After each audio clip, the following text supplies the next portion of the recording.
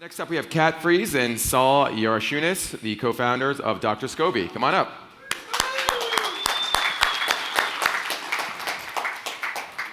Hello again. Good to see you. Hello. Hello. How do you do this little button? Very good. Green. Yep, just press the green button and just mind your timer. Here we go. Hi, I'm Kat. I'm Saul. And we are Dr. Scobii. Our product is a delicious fermented and naturally effervescent probiotic water kefir. The next question we usually get asked, even at this conference, isn't it a dairy product? Is it the same as kombucha? Like kombucha, water kefir is a fermented probiotic drink. However, kefir doesn't need vinegar or tea to ferment, so it's caffeine-free, and it has a milder taste. It is also dairy-free product, and kefir has twice as many strains of beneficial bacteria than that of kombucha. Our mission is to be a probiotic for everyone. Dr. Scobii has a milder taste, and it tastes more like a sparkling fruit drink than a fermented drink.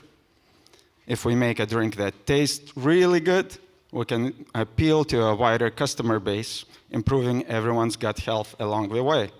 We want to be a part of everyone's everyday lives. Dr. Scobii in the morning for an energy boost, with lunch, with dinner, as a mocktail, and as a mixer. We want to become a household name. Big dreams, we know.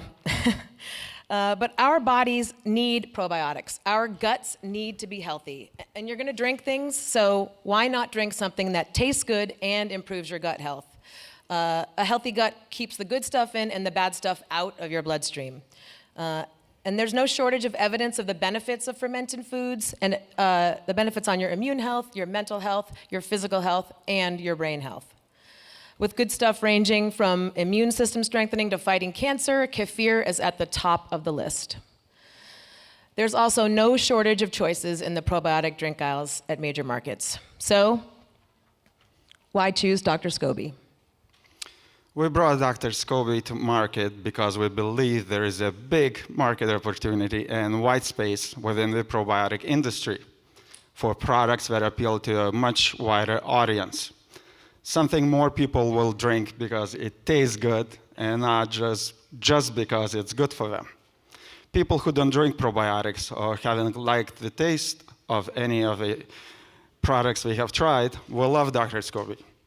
And also because of our own positive experiences with kefir, both improving my gluten allergy and Kat's dairy intolerance. And we needed something to do with all the Scobii grains well multiplied over the years. That one's for you, BevNET, Mike. We use true superfood ingredients in all of our drinks. We are unique in the US market using sea buckthorn as the main ingredient in a ready-to-drink beverage. It's one of the only plants on the planet with all the omegas. We also use black currant, a powerhouse superfood known all over the world. But because of a 50-year growing ban here in the US that's been lifted, it's not a household name.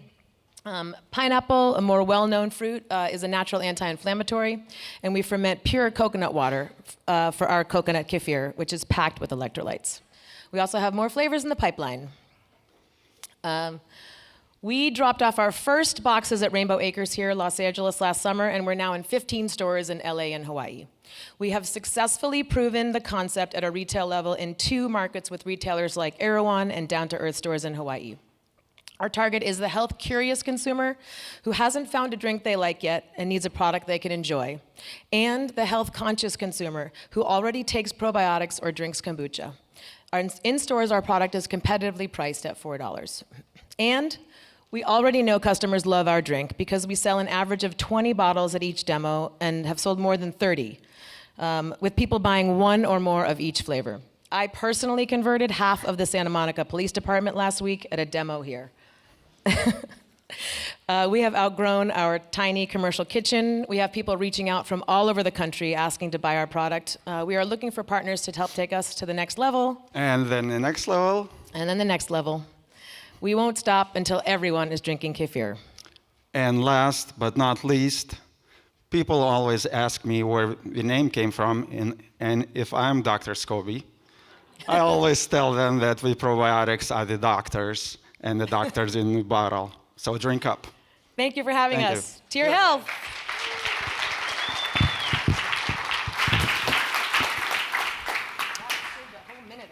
Well done. Really fast.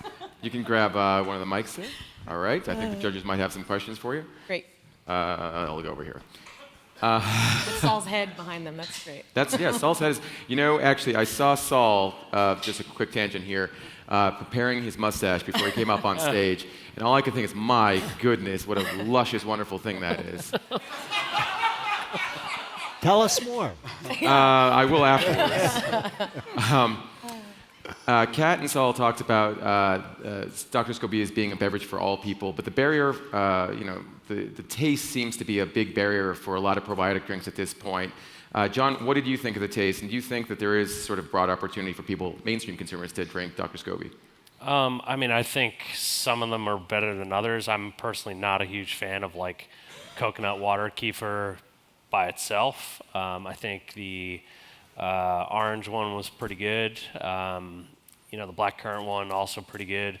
I kind of feel like, right now there's also, this decent sized beverage company called GT's that's out there, promoting water kefir with a lighter flavor profile. This seems like a heavier one to me. I kind of probably prefer it if it were lighter. But I think, the quality of the ingredients definitely, in all of them, like it shines through for sure. So, I wouldn't compromise that, whatever you do.